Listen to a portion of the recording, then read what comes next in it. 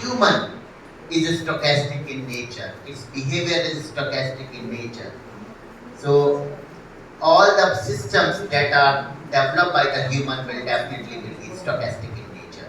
So Patrinet introduced the concept like the systems, any stochastic system, like can be modeled with the help of the Patrinet mathematical formalism. That we will see in detail what is the working mechanism of the Patrinet, what are the basic modeling construct of the Patrinet. We will also see the example as well, and then we will see what are the properties of the Patrinet, what are the analysis techniques, and then I will introduce the reliability prediction framework, which consists of some phases, and I will also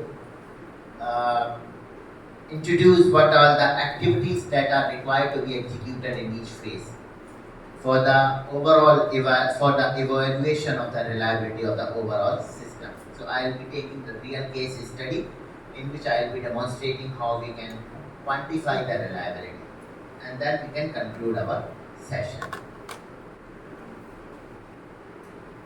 So anyway, this I have covered. But yes, we can definitely see the mathematical definition, because the method is slightly mathematical, so you need to understand the basic concepts. So suppose let x be the random variable and which represents the time to failure to the component. Because so it means this much time is going to take by the component to fail. So my reliability, my system, my component reliability will always be good if it should not fail before the target time.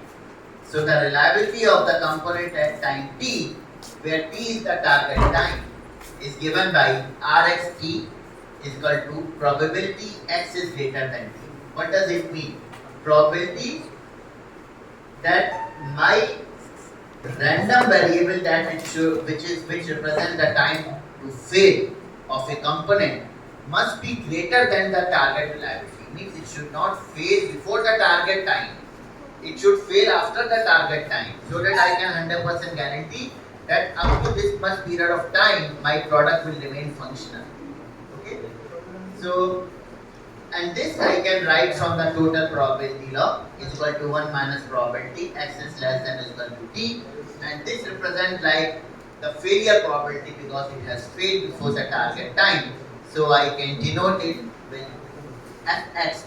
So the reliability is equal to 1 minus fxt, where fxt is the failure probability, and we can also term it as unreliability. So always the sum of reliability and unreliability will always be equal to 1, because it represents the total probability. So there are the various traditional methods. First let us have a look on the traditional methods that are being used for the reliability analysis. So one of the prominent method is reliability block diagram, and this method is very simple. Only you need to understand the architecture of the product of any product.